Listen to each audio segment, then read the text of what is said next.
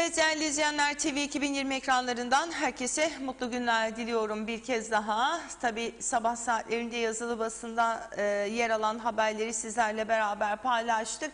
Öne çıkan gelişmelerde öncelikle açılımlar var. Bunun yanı sıra Cenevre'de Türk tarafının sunmuş olduğu 6 maddelik öneri ve Anastasiadis'in bu önerilere karşın verdiği cevap. Üzgünüm, hayal kırıklığına uğradım, buna yazılı olarak yanıt vereceğiz dedi.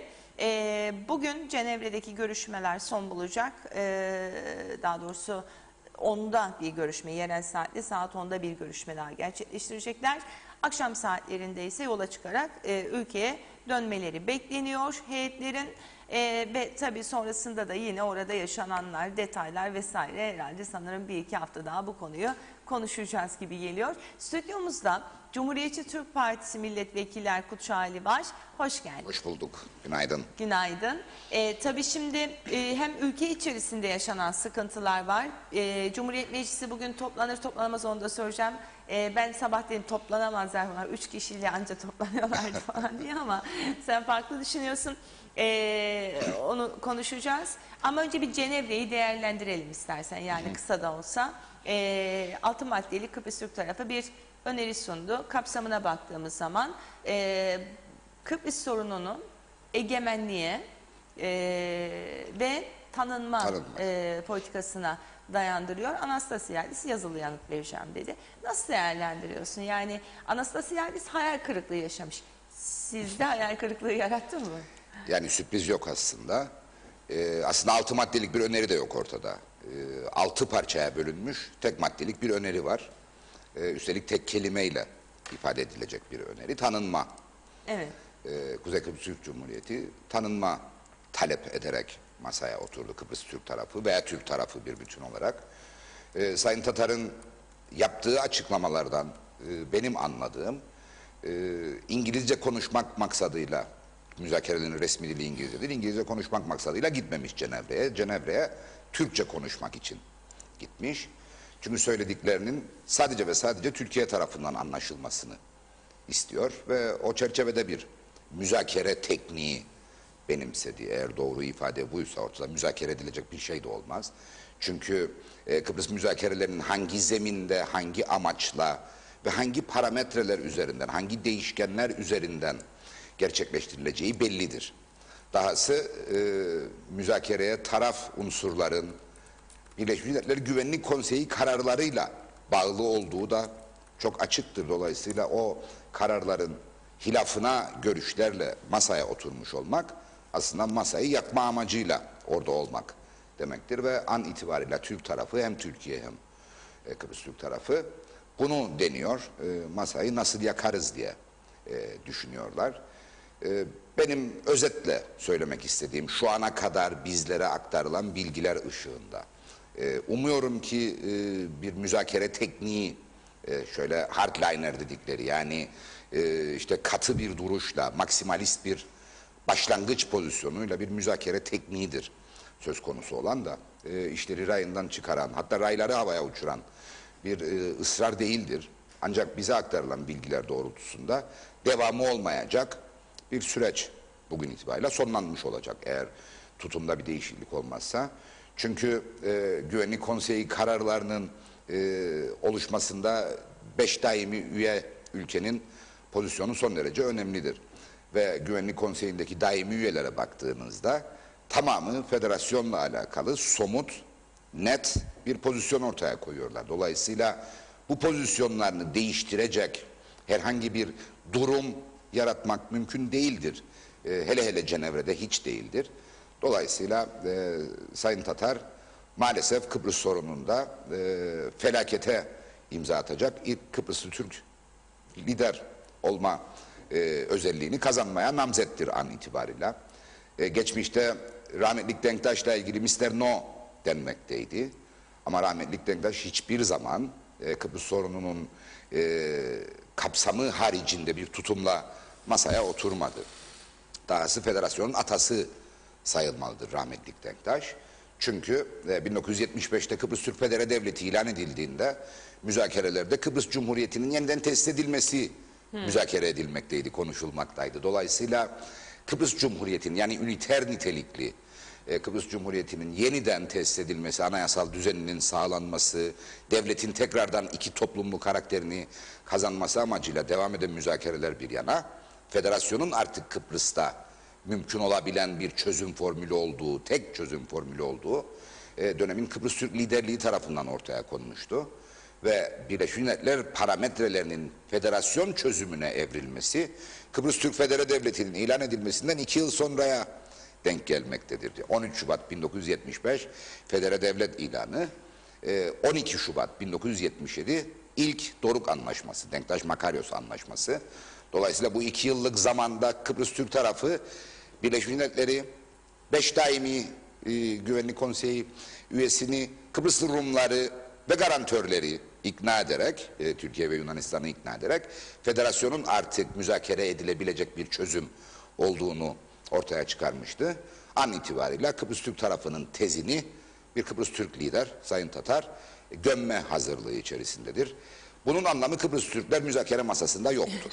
Çünkü Kıbrıs Türklerin dünyaya entegre olması ancak Kıbrıs çözümünün gerçekleştirilmesiyle mümkündür. Dolayısıyla Kıbrıs sorununu daha da içinden çıkılmaz, üstelik çözüm için müzakere edilemez bir ortam yaratma çabası içerisindeki Tatar, Kıbrıs Türklerin çıkarlarını temsil etmiyor demektir. Kıbrıs Türkleri masada temsil etmiyor demektir. Bizim anladığımız budur. Umuyorum ki bir müzakere tekniği içerisinde olsunlar. Yoksa bu uçurum siyaseti sadece Kıbrıs Türklerin uçurumdan aşağı yuvarlanmasına yol açar. Tanınma kötü mü olurdu? İyi olurdu. Yani, mümkün olanı istemekte bir başka gerçek. Şimdi bakınız, tanınmak mümkün müdür derseniz belki de mümkündür. Ama bunun bedelini ödemeye hazır mısınız? Soru oradadır. Ne tür bedeller olabilir? Yani hukuk dediğiniz şey sizi her koşulda bağlar. Şöyle örnek verelim. İkinci Dünya Savaşı'nın ardından Almanya ile Polonya Avrupa Birliği çatısı altında buluştular. Ortaklık yapmaktadırlar an itibarıyla. Ama İkinci Dünya Savaşı'ndan kalma ihlaller ve itilaflar hala dava konusudur. Üstelik Almanya, Polonyalılara sayısız tazminat ödediği halde hala bu süreç devam etmektedir. Dolayısıyla eğer Kıbrıslı Türkler Kıbrıs Adası'nın 1974'te yaklaşık %20'sine, kimi değerlendirmelere göre %12'dir bu. Kimilerine göre %22'dir. Ortalama bir değerle. %20'sine sahipseydi mülkiyet anlamında, bu mülkiyetin bir biçimde hesaba katılması ve örneğin Kuzey Kıbrıs'ta, Kuzey Kıbrıs Türk Cumhuriyeti'nde veya Kıbrıs Türk Devleti'nde kalan Rum mülklerinin bir tamam tazmin edilmesine ihtiyaç vardır. Yani ben egemenliğimi ilan ettim, beni tanıyın dediğiniz zaman tanınmıyorsunuz. Dahası Güvenlik Konseyi kararları vardır. O Güvenlik Konseyi kararları ne der? Kıbrıs Cumhuriyeti'nin anayasal bütünlüğü İngiltere, Yunanistan ve Türkiye tarafından garanti edilmektedir der. Dolayısıyla bu garanti anlaşması Türkiye'nin, Yunanistan'ın ve İngiltere'nin uzlaşısıyla değişmediği sürece Kıbrıs tek bir ülkedir. Bu ülke üzerinde de kurulu tek bir devlet vardır. Bir başka devletin tanınmasını talep etmek, bunun gerçekleştirilmesiyle ilgili çaba ortaya koymak Yunanistan ve İngiltere'nin de rızasına muhtaçtır. Dolayısıyla bu rızanın ortaya çıkmasından önce bu konuda adım atmış olmak aslında bir savaş sebebi bile sayılabilir. Çünkü Türkiye Kıbrıs Adası'nın kuzeyini de güneyini de bir bütün olarak garanti eden bir ülkedir. Ve diyor ki ben bu garanti ettiğim ülkenin bir kısmında kurulmuş olan, kendi kendini ilan etmiş olan devleti tanıyorum. O zaman ne demek oluyor? Türkiye adanın en azından Güney Kıbrıs kısmından, yani %63'lük kısmından feragat ediyor anlamına geliyor. Bu Kıbrıs Türkler için de aynı şey geçerlidir. Biz ne diyoruz? Biz Kıbrıs devletinin tamamında eşit söz sahibiyiz. Anayasa bunu söyler. Dolayısıyla biz Kıbrıs ülkesinin tamamındaki haklarımızdan feragat etmemeliyiz. Biz bunu söylüyoruz. Yani Baf da bizim, Limassol da bizim, Karpaz-Girne de bizim.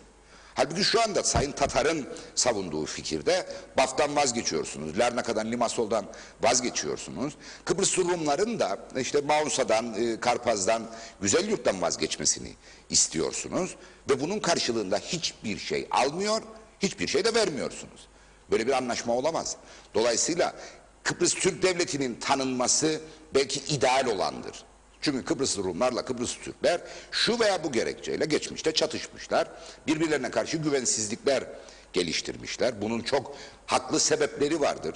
Kimisi der ki Kıbrıslı Rumlar daha haklıdır. Kimisi der ki Kıbrıslı Türkler daha haklıdır. Bunun terazisi yoktur. Herkes kendine göre çok haklıdır. Dolayısıyla Kıbrıs Türk Devleti'nin tanınması belki de en ideali olurdu. Ama mümkün olanın ne olduğunu hukuk çerçevesinde değerlendirmek gerekiyor.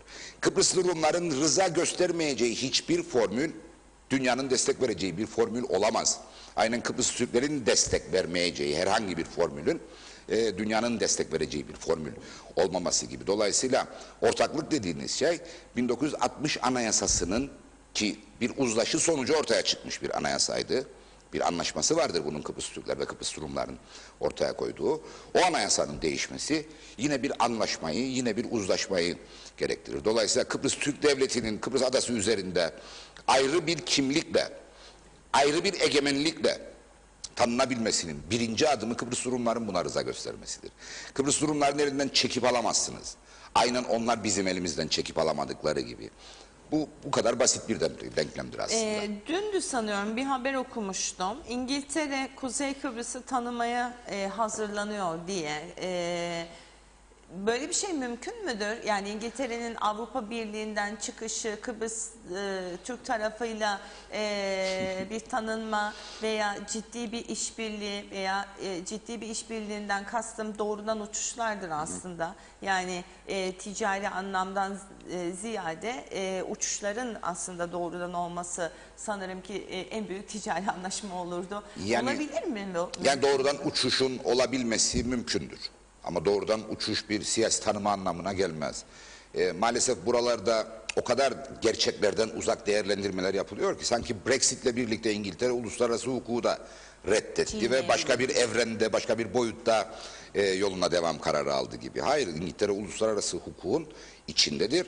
Üstelik uluslararası hukukun temel taşlarından bir tanesidir. Dolayısıyla örneğin Birleşmiş Milletler'de İngiltere hala Güvenlik Konseyi'nin 5 daimi üyesinden biri olmaya devam ediyor. Dolayısıyla İngiltere'nin Kuzey Kıbrıs Türk Cumhuriyeti'ni tanıması bugün, tam da bugün, işte bugün kaçı 29 Nisan günü Kıbrıs Türk ekonomisinde inanılmaz bir patlamanın olması kadar mümkündür. Mümkün mü şu anda? Ağlayan bir Maliye Bakanımız var maaşları ödeyemeyeceğim diye. Yarına örneğin Türkiye'nin gönderdiğini varsaydığı yardımların 1000 katı bir varlığa sahip olması mümkün mü Kıbrıs Türk Hazinesi'nin? İngiltere'nin tanıması da bizi böyle bir şeydir. İngiltere bizi tanımayacak. İngiltere Kıbrıs çözümünü federal temelde desteklediğini net bir biçimde ifade ediyor. Kim tarafından ifade ediliyor bu?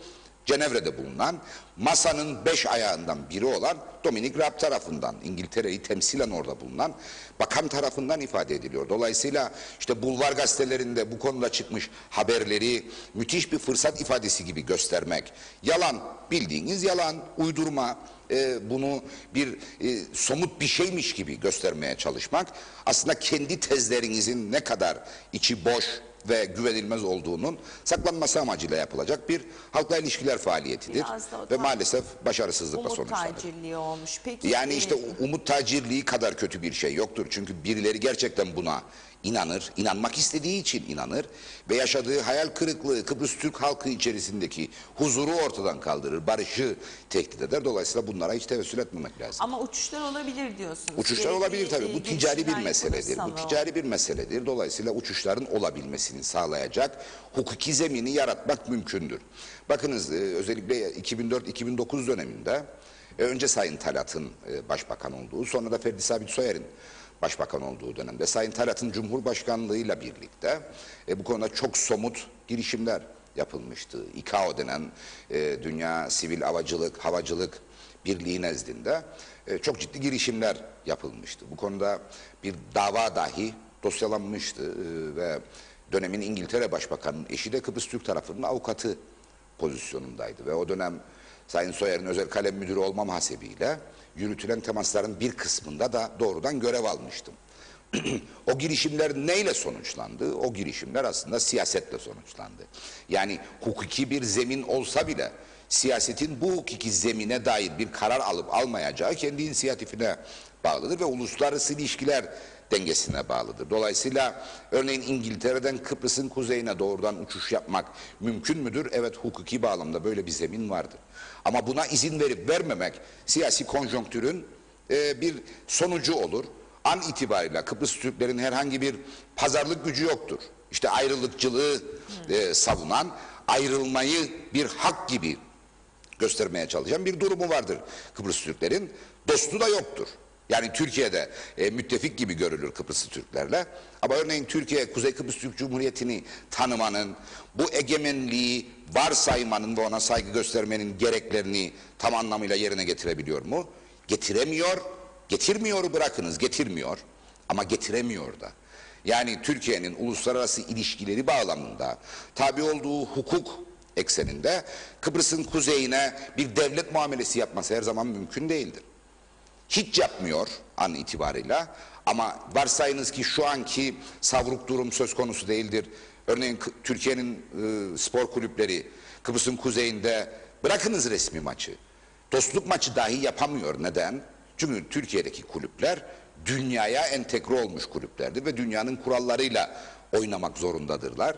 Ve o kurallar arasında Kuzey Kıbrıs gibi, Kuzey Kıbrıs Türk Cumhuriyeti gibi siyaseten tanınmamış, tanınması yasaklanmış, hukuken yasaklanmış ülkelerde faaliyet göstermesini engellemektedir. Dolayısıyla Türkiye, Kuzey Kıbrıs Türk Cumhuriyeti'ni gerçek anlamda tanıyamadığı için tanımamaktadır ve tanımadığı için de devlet muamelesi yapmamaktadır. Bu kadar basit. Dolayısıyla bunu İngiltere gibi dünya siyasetine doğrudan yön veren bir ülkeden beklemek hayalden öte saçmalık olur gerçekten. Şimdi tabii yavaş yavaş iç konulara da değinmek istiyorum. Bugün şuradan başlayalım. Meclis toplanır mı? Yani biz orada olacağız. Biliyorsunuz Perşembe 8 günleri vekil yok. Denetim günüdür Perşembe günleri. Dolayısıyla biz muhalefetten bilebildiğim kadarıyla Cenevre'de olan 3 kişi dışında tek eksik Erek Bey'dir. Covid-19 pozitif olduğu için kendisine acil şifa dilerim. Onun dışında bir eksik yoktur. Dolayısıyla Ulusal Birlik Partili ve Demokrat Parti ile Yeniden Doğuş Partisi'ne mensup olanlar eğer orada bulunacaklarsa meclisin toplanması bakımından bir sorun olmayacak. Gelmezlerse toplanamaz mı? Elbette, yani 26 yoksa toplanamayacak demektir. Toplantı 24 saat sonraya ertelenir. Dolayısıyla yarın bir deneme daha yapılır. Olur olmazsa eğer pazartesine kalır. Özellikle bunu soruyorum çünkü meclisin bir kere denetim için toplanması çok önemli. Ortada çeşitli türlü bir takım iddialar var. Muhalefetin sorgulaması, vatandaşın biraz daha uyanması açısından, ama bir de erken seçim tarihi tartışmaları var. Sanırım hala devam ediyor. Elbette, yani bir noktaya gelmiş değil. Yani Sayın Başbakan belli ki Kıbrıs'ın semalarını aştıktan sonra kendini çok daha kahraman hissediyor. Biliyorsunuz Cenevre yolunda bırakınız seçimi, rejimi bile tartışma konusu haline getirdi. Dolayısıyla biz ne diyoruz, tamburam ne çalıyor gibi bir durum söz konusu. Bu ülkede aşılması gereken yığınla problem var. Çok ciddi bir yönetim zafiyeti var. Ülke yönetilmiyor aslında. Kaderine terk edilmiş vaziyette. Ama hükümet mensupları, farkındasınız, sanki de harikalar diyarında yaşıyorlarmış gibi bir hava içerisinde. Başbakan yardımcısı işte hiçbir şey olmamış gibi Cenevre'deki mesaiyi aşağılıyor, küçümsüyor. Türkiye'de belli temaslarda bulunuyor. Kendi sorumluluklarına ve görevlerine dair hiçbir kaygı taşımıyor. Ülke sorma girhanı, yani karantina koşullarının hiçe sayıldığı ve bunun da bir marifetmiş gibi reklamının yapıldığı durumlar yaşıyoruz maalesef. Halka ait kurumlar adeta bir çiftliğe dönüştürülmüş, arpalığa dönüştürülmüş vaziyette. Buna bataklık demek çok daha doğru. Geçmişte yine halka ait kurumlarda ortaya koydukları yönetsel yanlışlar nedeniyle yığınla zarara yol açmışlar. Hala oraya buraya fütursuzca atanmakta, atamalar devam etmekte. Dolayısıyla hükümet nerede olduğunun farkında değil, yurttaşın gerçeğinin farkında değil. Böyle bir durum söz konusu. Dolayısıyla hukuka dair saygıyı da bu hükümetten beklemek abesle iştigaldir. Yüksek Seçim Kurulu'nun uyarılarını dikkate almasını beklemek de çok anlamlı değildir. Nitekim Sayın Başbakan da zaten dikkate almadıklarını açıkça ortaya koydu. Dediğim dedik, çaldığım düdük modunda maalesef gülüyor ve gidiyor. Peki ne olacak? Yani şimdi Haziran'da bir kişi için bir ara seçim olacak mı? Çünkü komiteden belli ki geçmeyecek gibi görünüyor 3'e 3 Yani bu konu rakamında. tabii meclisin hiçbir fonksiyonu yerine gelmiyor ve gelmemesinin sebebi de hükümete mensup milletvekillerinin hükümettekiler gibi davranıyor olması. Yani örneğin hukuk komitesidir seçimle ilgili karar vermesi gereken toplantı çağırma yetkisi de hukuk komitesinin başkanındadır. Yaprak oynamıyor. Yani hiçbir Kimdir kaygısı yok. başkanı? Yasemin Öztürk'tür. Hukuk komitesinin başkanı. Hiçbir kaygısı yok. İdari komitede Faiz Sucuoğlu'dur başkan. İtilaflı bir toplantı daveti yapmıştı 2 hafta öncesi için. Meclis Genel Kurulu'nun olduğu bir günde. Dedik ki Meclis Genel Kurulu günü komite toplantısı ciddiyetle ele alınacak bir konu değildir. Dolayısıyla bu komitenin sabit bir toplantı günü olmalı ve o da Meclis Genel Kurulu'nun dışında bir gün olmalı dedik. O toplantı iptal edildi. Bir daha haber gelmedi. Dolayısıyla meclis faaliyetine ihtiyaç duyan bir hükümet yok ortada. Seçimle ilgili karar yetkisi hukuk komitesindedir. Hukuk komitesinin yetkisini ihlal edecek bir arayışı vardır hükümetin. İşte ad hoc komite kurmak gibi. Şimdi teamüllerden bahsediliyor. İşte geçmişte bu konuda belli başlı uygulamalar yapıldı. Hayır, yapılmadı. CTP'ye biz destek verdik diyor Ulusal Birlik Partisi. Oğuzhan Bey. Oğuzhan Bey yani Kıbrıs sorunundaki gibi hayal aleminde yaşıyor. Dolayısıyla mecliste olup bitenlerden de bir haber. CTP'ye destek falan vermediler. Oluşan divan, daha doğrusu danışma kurulu ve o danışma kuruluna bağlı oluşan divanın verdiği kararlar doğrultusunda geçmişte komite aritmetikleri oluşturuldu. Ve an itibariyle görev başındaki bir azınlık hükümetidir. Bunu anlamaları gerekiyor. Azınlık hükümeti Türkçesi muktedir olmayandır. Ne iktidarda, ne mecliste, ne hükümette, ne mecliste. Dolayısıyla azınlık hükümeti adı üstünde 24 milletvekiline sahip bir koalisyon hükümetinin ülkenin çoğunluğunu yönetiyormuş gibi hareket etmesi ve öyle bir boşluk sağlanması ona söz konusu değildir. Bunu idrak etmeleri gerekiyor.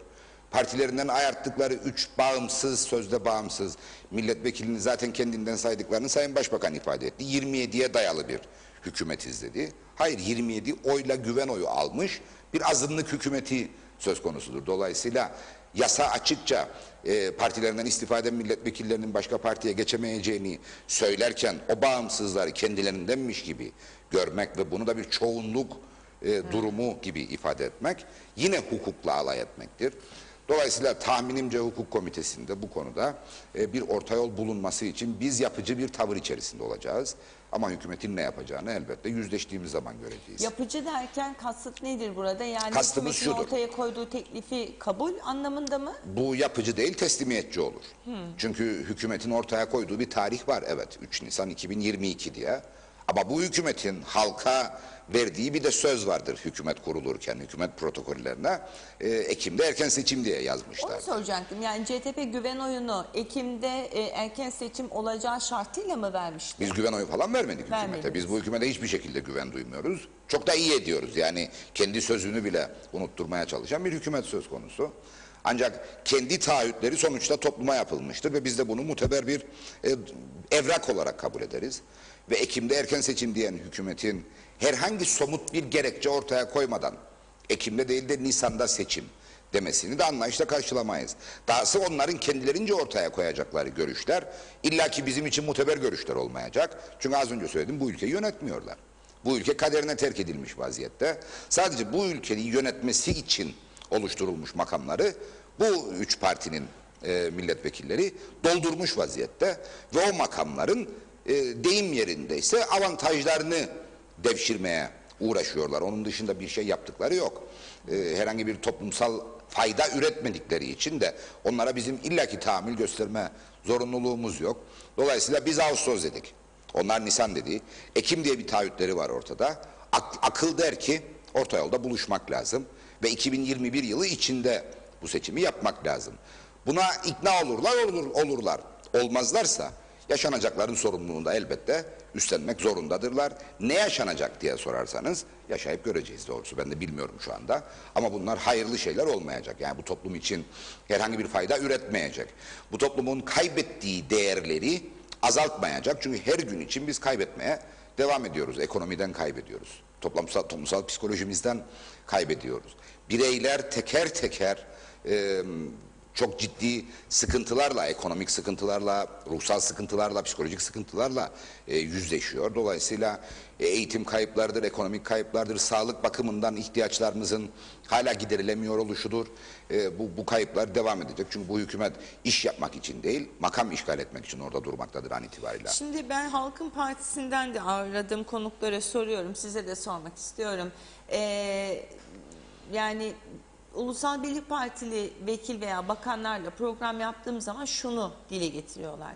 Yani erken seçim isteyen işte muhalefet ateşten gömleği bizimle giymedi. Evet. Biz o kadar gittik görüştük. Madem bu kadar iyi yönetiyorlardı ve memleketi bu kadar çok düşünüyorlardı, neden bizimle hükümet kurmadı deyip özellikle aslında bir anlamda Halkın Partisi'ne daha fazla yükleniyorlar ama CTP'ye de yüklenmiyorlar değil. Bu kapsamda neler söyleyeceksiniz? Yani... Şimdi sizin programdaydı, tam anımsayacaksınız, Ulusal Birlik Partisi. Sanıyorum ki bizim hükümeti kurma görevini iade etmemizin hemen ardından yaptığımız bir programdı. Benim orada kullandığım bir ifade vardı, hatta istismar da edilmişti. Ama geçtiğimiz gün siz de benzer bir ifadeyi kullandınız, üstelik bana da atıf yapmadan kullandınız. İzledim Hangisini? sizi programınızda. Program konuğumuz kimdi hatırlamıyorum. Ama ben o gün demiştim ki, yani Cumhurbaşkanlığı seçiminde bu ülkede çok ciddi bir demokrasi katliamı yaşandı. Ulusal Birlik Partisi bu katliamın yataklığını yaptı. Birebir bu demokrasi katlinin hazırlayıcısı, uygulayıcısı, seyircisi ne derseniz deyin oradaydı.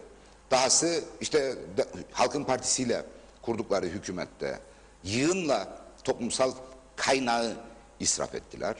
Dahası kendi kurultayını yapamamış bir parti hala dış müdahalelere son derece açık. Dolayısıyla bize güven vermiyor. Bu güvenin tekrardan oluşabilmesi için Ulusal Birlik Partisi'nin bir arınmaya ihtiyacı var demiştim. Bu arınma bazı yanlı dillerde farklı yorumlandı. Ama gerçekten Ulusal Birlik Partisi'nin bir arınma ihtiyacı vardır. Bunu ben söylemiyorum. Ulusal Birlik Partililer söylüyor. Faiz Sucuoğlu sizin programınızda da zikretti, başka yerlerde de zikretti. An itibariyle 27 milletvekilinin destek verdiği iddia edilen hükümetin 27 tane başbakanı olduğunu Faiz Sucuoğlu söyledi. Ben söylemedim sadece. Yani ne demek istedi? Herkes kendi menfaatleri çerçevesinde hükümete yön vermeye çalışıyor dedi. Şimdi böylesi bir ruh haliyle bizim koalisyon kurmamız, bu ülkenin içinde bulunduğu durumu da göz önünde bulundurarak herhangi bir fayda üretemezdi. Çünkü bizim kaygımız ülkenin ihtiyaçlarıydı. Onların kaygıları kendilerinin siyasi ihtiyaçlarıydı, beklentileriydi. O nedenle kimse bize sorumluluktan kaçtınız falan demesin. Ortada bir aritmetik vardır. Bu aritmetik çerçevesinde bir hükümet kurmak maalesef mümkün olmadı. Ve mümkün olmadığı için biz Ulusal Birlik Partisi'nin sayısız günahını yok sayarak onları pür pak kabul edemezdik, etmedik de zaten. Ve ne kadar doğru yaptığımız şu anda görülmektedir. Yani ekonomide korkunç bir yıkım yaşanırken siz Ulusal Birlik Partili milletvekillerinin veya bakanların bu yıkımı gerçekten hissettiklerini gördünüz mü Allah aşkına? Bunu size hissettirdiler mi? Bunu yansıttılar mı size? Her şey süt liman. Onlarsız bu ülkenin var olması mümkün değilmiş gibi bir havayla hareket ediyorlar. Bu doğru değildir. Az önce ifade ettim. Yani Kalkınma Bankası'nda yığınla olumsuz icraatı olduğu belgelenmiş birisini siz bir başka kamu bankasına, Vakıflar Bankası'nın başına atarsanız, Kooperatif Merkez Bankası'nı batırmaya namzet bir yönetim kurulu başkanını alır Kalkınma Bankası'nın başına atarsanız ve bunu da iş yapmış gibi gösterirseniz ve hükümetin tüm ortakları da güle oynaya bunları imzalayıp Bakanlar Kurulu'ndan geçirirlerse eğer, biz deriz ki bunların bu ülkeye dair en küçük bir kaygısı yoktur. Bunların kaygısı zaten seçim tartışmalarında da çok açıktır. Bir sonraki seçimde kimin ne elde edeceği üzerinedir. Dolayısıyla böylesi bir motivasyonla hükümet falan kurmak bize yakışmazdı ve kurmadık. Evet, peki orta yolda buluşmak derken hangi tarihlerde olabilir? Yani CTP 2021 yılı 2021'de içinde. ısrarcı mı? 2021 yılı içinde bunun olması lazım. Bakınız Ersan Saner atanmış bir parti başkanıdır. Yani seçilmiş falan değildir. Çünkü tam tamamlanacakken Ulusal Birlik Partisi'nin olağanüstü kurultayı müdahale edilmiş ve yarıda kalmış ve hiç hesapta yokken top kucağında kalmış Sayın Ersan Saner'in genel sekreter olması hasebiyle. Ve ardından kurultaymış gibi yapılan olağanüstü kurultayda da başkan ilan edildi, başbakan ilan edildi. O bir seçilmiş değildir, o bir atanmıştır. Ve o atanmış başkan, başbakan kendi partisinin, kendi hükümetine destek veren milletvekillerini kontrol etmeyi başaramadığı için bize mecliste, kürsüde, Ocak ayında siz söyleyin biz yapalım erken seçime gidelim diye çağrıda bulunmuştur. Şimdi sözünün eri olan bir başbakan kalkıp da halkın kürsüsünde, halkın meclisinde bu lafı etmişken Duygusal o yapmış lafı onu. unutmaz. Siyasette duygusallığa yer yoktur. Siyasette söz ağzınızdan bir kere çıkar, ondan sonra peşinizi asla bırakmaz. Dolayısıyla o çağrı orada içine düştüğü çaresizliğin belki bir ifadesiydi. Ama bize çaresizliğe düşen değil, çare üreten bir başbakan lazım. Dolayısıyla Ersan Bey çare üretebilme kapasitesi olmadığını bize o gün zaten kanıtlamıştı. Dolayısıyla bizim ona tahammül göstermemiz halka yapılacak en büyük kötülüktür aslında. Yine altını çizerek söylüyorum. Ekim'de bir seçim tarihi kendileri vaat etmişlerse, kendileri hükümetlerine Ekim'e kadar bir ömür biçmişlerse neyi doğru yaptılar, neyi hesap edilenin üzerinde bir olumlulukla sonuçlandırdılar ki biz Ekim'de değil de bir sonraki yılın Nisan'ında seçime gitmeye razı olalım. Bunu söylesinler, anlayalım. Yok böyle bir sonuç ortada. Evet. Kıptek'le ilgili ne düşünüyorsunuz? Yani Kıptek belli ki başbakan yardımcısının gösteri sahnesine dönüştü. Çünkü Sayın Erhan Arıklı ekonomiden sorumlu bir bakan. Ancak maalesef Kıptek'in sözcüsü gibi hareket ediyor. Üstelik sansasyon üstünden. Bakınız Kıptek son derece önemli bir kamu kurumudur. Halkın Sizi çok malıdır. kışkırtıcı buluyorlar Kıptek'le ilgili konuşmalarınızda, o yüzden sordum. Yani şudur, kışkırtıcı değilim, gerçekçiyim. Gerçekler eğer kışkırtıyorsa da bunu kabullenirim, yani sorun değil. Kıptek bu ülkenin toplam bütçesinin 1/3 kadar bütçeye sahip korkunç bir, bu ülke ölçeğinde devasa bir kamu kurumudur.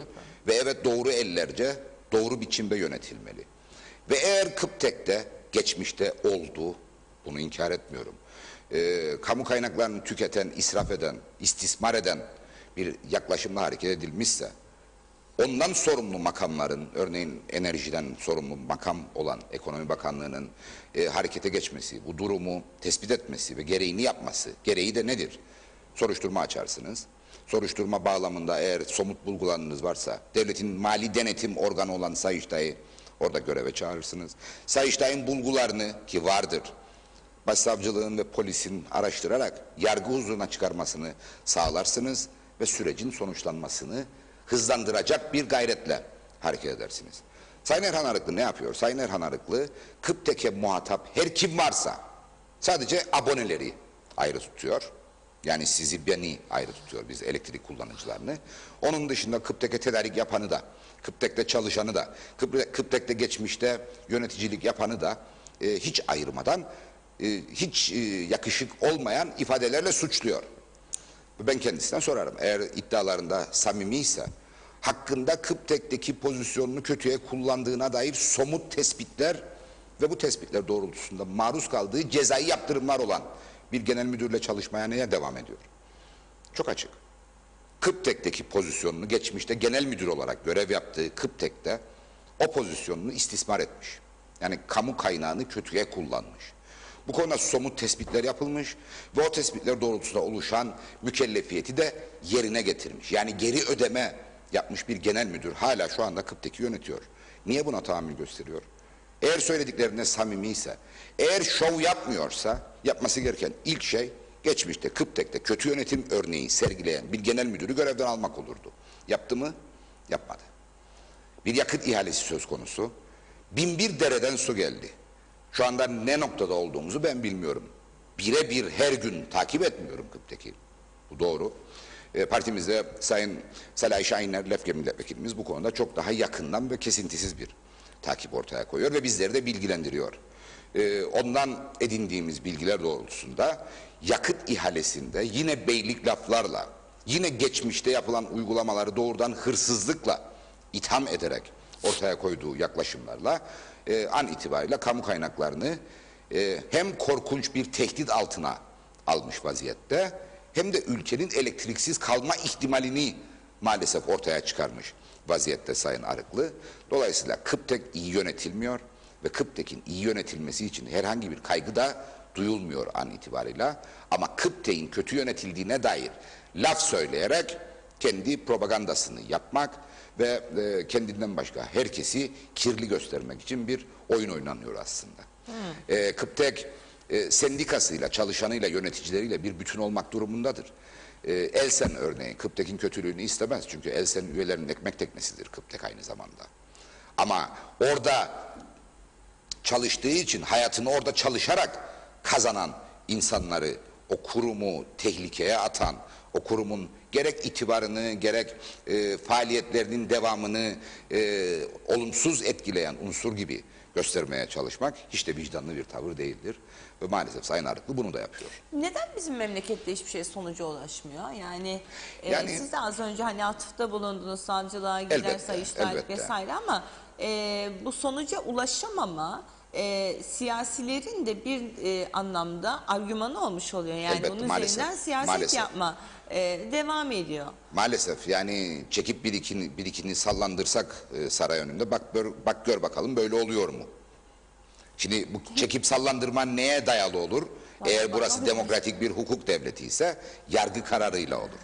Yani yargının önüne giden ve suç olduğu kanıtlanan bir noktada muhataplarının ceza alması ancak hem kamu vicdanını rahatlatır hem de bundan sonraki dönemlerde görev yapacak olanların çok daha hassas davranmasına yol açar. Bu süreçler tamamlanmıyor. Neden tamamlanmıyor? Çok basit. Çünkü biz hala demokratik bir hukuk devleti olduğumuzu iddia ediyoruz. Ama demokratik bir hukuk devleti değiliz. Güçler ayrılığı olduğunu söylüyoruz. Ama bu ayrı güçler görevlerini gereken biçimde yerine getirmek konusunda hassas davranmıyorlar. Örneğin az önce ifade ettim. Sayıştay'ın belli bir tespit yapması lazımdır kamu kurumlarında mali açıdan bir olumsuzluk olduğuna dair. Eğer Sayıştay bu tespiti yapmışsa yapabiliyor mu? Yapamıyor. Sayıştay gereken verimlilikte çalışmıyor. Ama yaptıkları da vardır. Örneğin Kıptek'te vardır. Süreç nasıl çalışır? Sayıştay'ın tespiti başsavcılığa gider. Başsavcılık aldığı raporu inceler ve orada somut bulgular, suç bulguları varsa bunu mahkemenin önüne hazırlamak üzere polise gönderir. Polis soruşturma yürütür. Bu soruşturmanın ardından tamamlanan dosya yeniden başsavcılığa gider. Başsavcılık da bunu yargıya havale ettirir. Şimdi bu zincirde birileri görevini eksik yerine getirirse hiçbir şey mahkemenin huzuruna gitmez. Mahkemenin huzuruna gidenler zaten iş yoğunluğu nedeniyle uzun bir süreç alır sonuçlandırılıncaya kadar olumlu veya olumsuz. Ama mahkemenin önüne gitmediği sürece de hiçbir suç tespitinin cezalandırılması da mümkün değildir. Peki polisin görevini eksiksiz yapmasını sağlayacak mekanizma nedir derseniz yoktur. Tamamen polisin kendi inisiyatifine tabidir. Üstelik polise bu konuda bu konuyu hızlandır ve sonuçlandır diyecek bir sivil otorite de yoktur. Çünkü polis emirlerini Genelkurmay Başkanlığından alır, Ankara'dan. Neden? Çünkü anayasamızın Kıbrıs'ın içinde bulunduğu durumlar nedeniyle üniformalıların merkezi olarak Ankara'yı tayin etmesi nedeniyle polisimiz güvenlik kuvvetlerine bağlıdır. Güvenlik kuvvetleri Türk Silahlı Kuvvetlerine bağlanmıştır. Anayasadaki geçici 10. madde bunu söyler. Dolayısıyla biz bu ülkeye kaçak giren bir jetin soruşturmasını da polise sorduğumuzda yanıt alamayız. Kıptek'te yolsuzluk yaptığı iddia edilen yöneticilerle ilgili dosyanın akıbetini de sorduğumuzda öğrenemeyiz. Ve başsavcılığı suçlarız. Başsavcılık polisi suçlar. Polis ben yazdım yazıyorum der ve olaylar sürüncemede kalır. Biz niye mali polis birimi açtık? Açtığınız ama onun da sonuçta bağlı olduğu merkez Kuzey Kıbrıs Türk Cumhuriyeti sınırlarının dışındadır. Dolayısıyla Sayın Başbakan'a hiyerarşik bağlamda kurumsal olarak bir bağ görünür. Hükümetin kuruluş kararnamesinde Polis Genel Müdürlüğü örneğin Başbakanlığa bağlı gibi görünür. Ama Başbakanlık Polis Genel Müdürlüğü üzerinde doğrudan bir yetkiye sahip değildir. Olmalı mıdır derseniz gönül arzu eder ki bu tür kamu idarecileri kendi yasalarından kaynaklanan güç, yetki ve sorumlulukla hareket etsinler.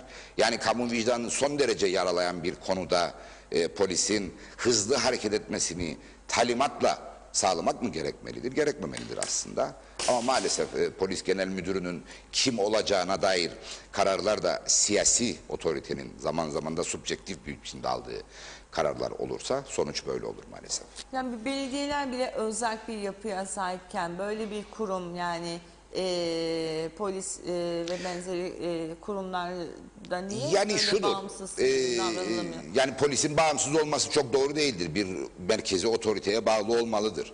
Ama yasası polisin yurttaşın menfaatlerini korumayı emreder. Bu menfaatlerin korunması da hızlı çalışıldığı zaman mümkün olabilir. O nedenle bu konuda ilave bir etkiye ihtiyaç duymaksızın sırf kamu vicdanını rahatlatmak, kamunun halkın polise duyduğu güveni pekiştirmek için aslında hızlı hareket edilmesi gerekir ama maalesef o kaygıyla hareket edilmemektedir. O zaman olan insanların masumiyet karnelerine olmuş oluyor. Aynen öyle oluyor. İsimleri Çünkü havada. bir kez bir isnatla karşı karşıya kaldığınızda ta o isnadın aslında doğru bir isnat olduğu, olmadığı ortaya çıkıncaya kadar siz suçlu veya şüpheli muamelesi görürsünüz. Üstelik aradan geçen zaman o kadar uzundur ki masum olduğunuz kanıtlanmış olsa dahi onu duyanlar, suçlanmış olduğunuzu duyanların %1'i bile olmaz. O yüzden siz kaderinizle baş başa kalırsınız maalesef. Evet, mesajlarımız var, onları da okuyalım. Sizin söylediklerinizden örneğin rahatsız olan veya yanlış anlayan bir takım mesajlar var. Örneğin Kıbrıs konusuyla başlayalım. Hepsini aktaramayacağım, birkaç tanesini aktaracağım. Hasan Karamanlı, siz Kuzey Kıbrıs'ın tanınmasını ister misiniz diye sormuş. Ki bunu... Ben mümkün olanı istiyorum. Evet. Ben imkansızı isteyip kendimi bu imkansızlığa mahkum saymayı doğru bulmuyorum.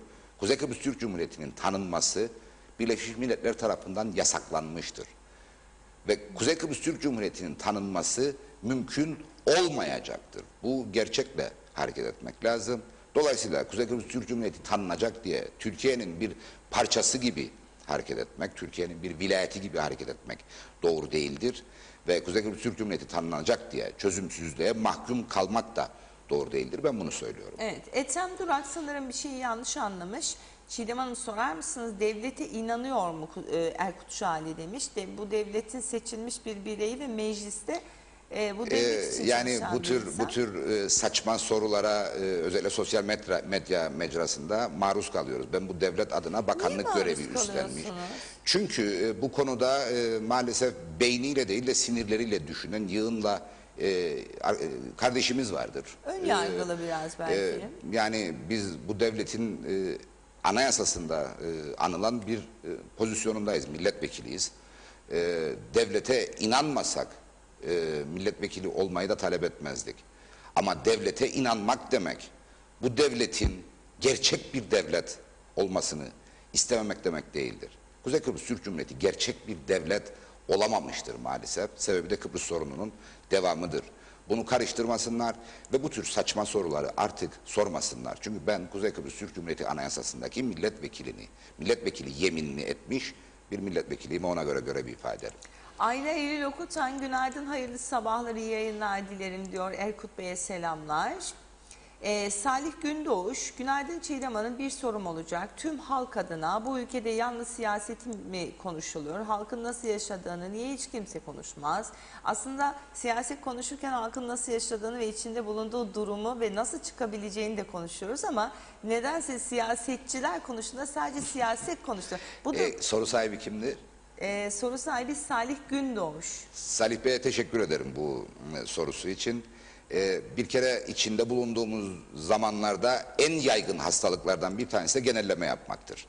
Ve maalesef hiç ummadığımız dostlarımız, tanıdıklarımız, yurttaşlarımız da bu genelleme hastalığından muzdariptirler. Ne olur genelleme yaparak iyi örnekleri görünmez kılmayalım. Çünkü ben bu programın başından beridir Kıbrıs Türk halkı, Kuzey Kıbrıs Türk Cumhuriyeti yurttaşlarının yararına şeyler söylemeye gayret ettim. Ne siyasi avantajlarım doğrultusunda bir şey söyledim ne de yurttaşın yaşadığı olumsuzlukları görmezden gelerek konuştum. Dahası hükümetin yurttaşın içinde bulunduğu olumsuzlukları hiçe sayarak konfor aleminde olduğunu iddia ettim. Bakın basın mensubu diliyle konuşuyorum. İddia ettim.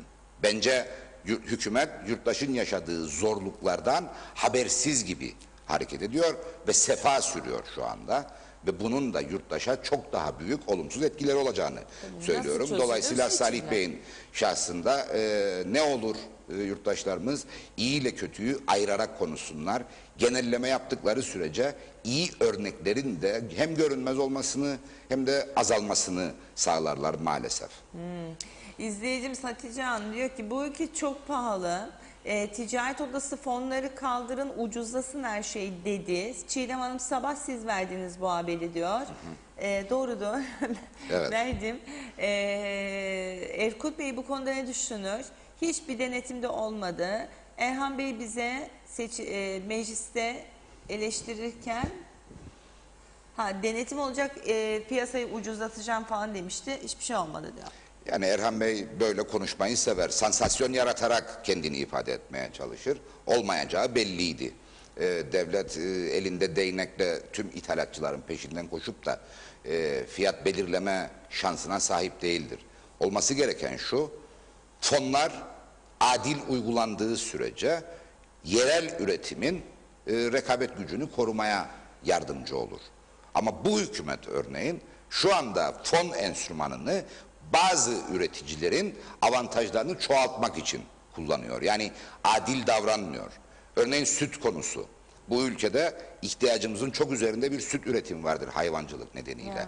Dolayısıyla kendi sütümüzden üretilen süt ürünlerinin satılabilmesini sağlayacak bir fon uygulaması hem hayvancımızı hem hayvancımızın ürettiği sütü işleyerek onu mamule dönüştüren sanayicimizi korumaya dönüktür.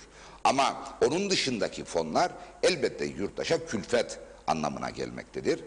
Yurttaşın bilmesi gereken şey şudur. Ucuz nereden gelirse gelsin, yeter ki gelsin demek aslında belli bir vadede yoklukla baş başa kalmak anlamına gelir. Özellikle pandemi döneminde bunu gördük. Gemilerin yüzmediği, uçakların uçmadığı bir dönem yaşandı özellikle geçtiğimiz yıl pandemi günlerinin başında ve kendi ürettiklerimizle hayatımızı idame ettirmek zorunda kaldığımız bir dönem yaşadık. Buna dezenfektan da dahildi, gıda da dahildi. Dolayısıyla ucuz olanı ithal edelim, üretimden de vazgeçelim demek doğru değildir. Ve biz küçük bir ada ekonomisi olduğumuz için üretim bizde büyük ülkelerde olduğundan daha pahalıdır. Ama bu pahalılık korunmamasını gerektirecek bir gerekçe değildir. Fonlar mantıklı bir biçimde üretimin devamını sağlamak amacıyla kullanılan bir enstrüman olmalıdır. Yani tümünün kaldırılmasını Doğru değildir. Doğru değildir. Tüm fonları kaldırdığınız gün bu ülkede hayvancılığı da öldürürsünüz örneğin. Hayvancılığın ürünü olan sütün işlenmesini gerçekleştiren fabrikaları da öldürürsünüz. Belki bir süre ucuza peynir yersiniz ama öyle bir an gelir örneğin geçtiğimiz yılki pandemi döneminde siz süte de süt ürünlerine de muhtaç kalabilirsiniz. Evet. Arıyorlar sizi.